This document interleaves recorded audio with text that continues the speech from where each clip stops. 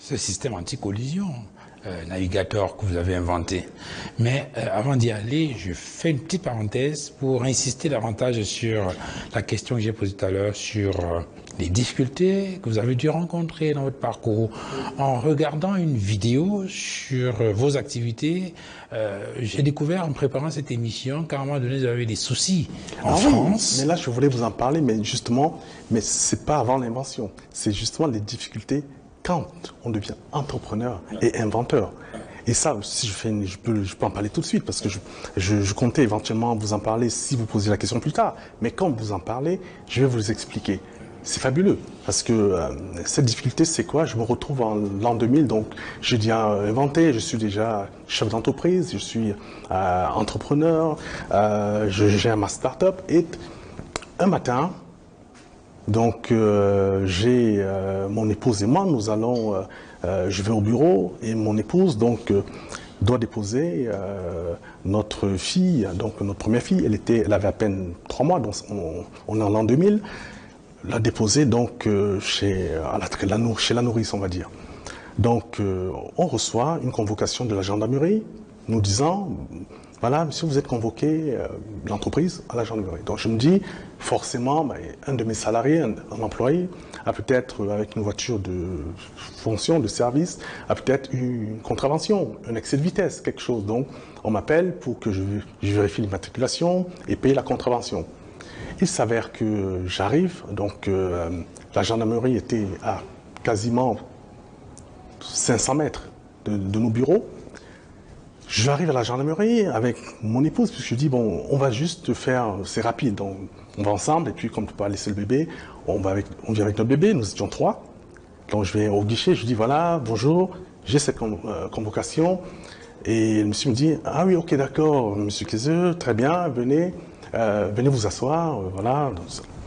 Et à l'espace de 2-3 minutes, alors j'étais surpris, parce que ça ne m'était jamais arrivé, on me dit, voilà, monsieur, vous êtes en garde à vue et on vous cite vos droits. Alors là, je me crois dans un film, on s'est dit, ouais, qu'est-ce que c'est que ça? Mais en fait, simultanément, mon épouse, avec le bébé, on dit, madame, vous êtes dans une autre salle, vous êtes en garde à vue. C'est ce qu'elle me raconte après, dans la même chose, mais qu'est-ce qui se passe? Bon. C'est en garde à vue. Et aux alentours, bon, j'avais 2 personnes de la gendarmerie, police judiciaire, qui m'interrogent pendant quasiment une journée. Moi, ça dure une journée. Et mon épouse, aux alentours de 11 heures, puisqu'elle dit, mais j'ai un bébé avec moi. On l'interroge, on la libère aux alentours de 11 heures. Et moi, je reste jusqu'à 16 heures.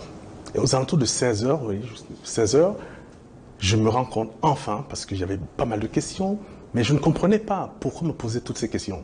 En fait, je ne comprenais pas. C'était des questions très bizarres, et qui étaient extrêmement gênantes souvent. Je me dis, de quoi vous parlez réellement? Où voulez-vous en arriver? Les questions tournaient autour de quoi? Les questions tournaient autour de la technologie, du savoir. Vous avez l'impression de recommencer la thèse? Oui, en fait, voilà, exactement. Mais je ne comprends pas. Mais la police judiciaire, la gendarmerie, est-ce que j'ai fait quelque chose? Je m'attendais à ce qu'on me parle peut-être, est-ce que vous avez, je ne sais pas, grillé un feu? Il s'est passé quelque chose? Non, on me parle de technologie, de science, mais c'est quoi vos origines? Où avez-vous fait votre baccalauréat? Quels étaient vos programmes scolaires? Pourquoi vous aviez de notes si excellentes? Mais je dis, mais à la fin, j'ai compris en fait. Il était 16 heures. Ça faisait 8 heures d'interrogatoire, non-stop, sans arrêt. Donc, ces personnes étaient en permanence en communication avec quelqu'un. Je ne sais pas qui c'est, mais je l'ai su plus tard. Donc, vers 16 heures, à vue de certaines questions, j'ai compris en fait. Et le puzzle, j'ai compris. J'ai dit, ah, mais voilà, monsieur, il fallait me le demander dès le départ. Ce que je viens de comprendre, c'est que depuis 8 heures ce matin, vous essayez de me demander si mon cerveau m'appartient. Il fallait me le demander. Si vous avez un doute, vous n'avez qu'à me couper la tête, parce que mon cerveau partira avec ma tête. Voilà. Le monsieur a compris le jeu de mots, dont l'un d'eux, ils me disent, réellement, nous en sommes désolés. nous suivons des instructions. Nous avions des instructions du procureur de la République, ça venait de très haut. Voilà. Nous faisons tout simplement. Quel était l'objet? En fait, l'objet, c'était quoi? On voulait simplement, on ne comprenait pas qu'un noir, en fait, qu'un jeune noir soit inventeur d'un tel système révolutionnaire. Donc, pour eux, ils pensaient que ce soit dans des laboratoires à l'INREA où j'ai fait ma thèse, que j'ai volé peut-être, je sais pas, que j'ai volé des technologies, enfin, voilà, donc c'est pourquoi j'ai rigolé, parce qu'en fait, ça ne peut pas. Donc, en fait, eux-mêmes ne croyaient pas à ce qu'ils faisaient poser comme question, parce qu'ils se disaient, mais effectivement, ils me l'ont dit plus tard, que oui, effectivement, la demande semble ridicule.